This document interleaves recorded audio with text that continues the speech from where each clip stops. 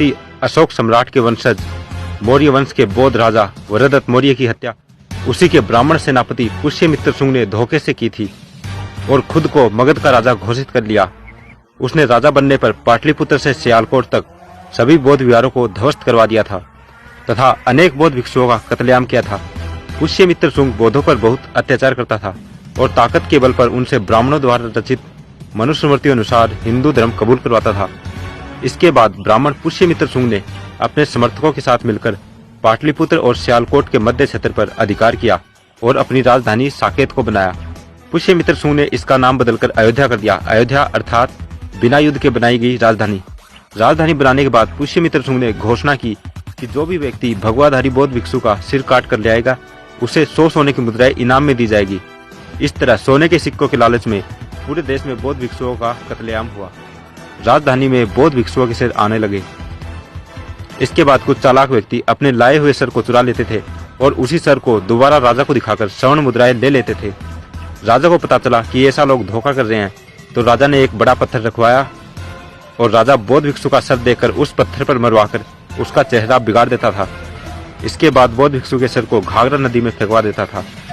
राजधानी अयोध्या में बौद्ध भिक्षुओं के इतने सर आगे कि कटे हुए सरों से युक्त नदी का नाम सरयुक्त अर्थात सरयू हो गया।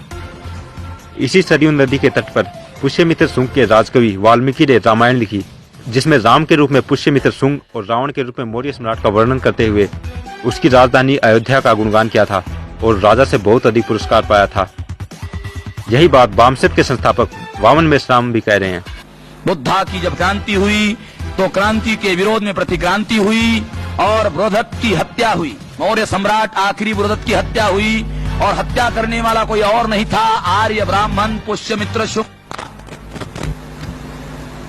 पुष्यमित्र शुंग के दरबार में वाल्मीकि राजकवि था और वाल्मीकि ने पुष्यमित्र शुंग को सामने रखकर ही रामायण लिखा।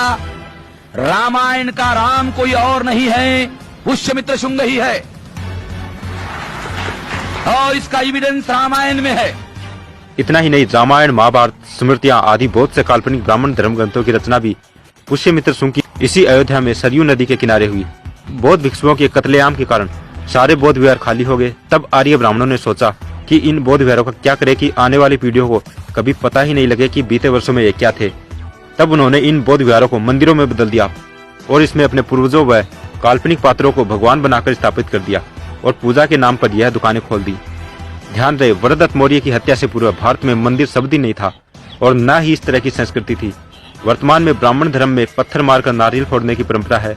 ये परंपरा पुष्यमित्र शुंग के बौद्ध भिक्षु के सर को पत्थर पर मारने का प्रतीक है। पेरिया रामास्वामी नायकर ने भी सच्ची रामायण पुस्तक लिखी, जिसका इलाहाबाद हाईकोर्ट केस नंबर 412/1970 में वर्ष 1970-71 व सुप्रीम कोर्ट 1971-76 के बीच केस अपील नंबर 291/1971 चला, जिसमें सुप्रीम कोर्ट के justice P.N. Bhagwati, justice V.R. Krishna Iyer, justice Murtaza फातिज अली ने दिनांक 16 सितंबर 1976 को निर्णय दिया कि सच्ची रामायण पुस्तक यह सिद्ध करती है कि रामायण नामक देश में जितने भी ग्रंथ हैं वे सभी काल्पनिक हैं और इनका पुरातात्विक कोई आधार नहीं है, अर्थात फर्जी है।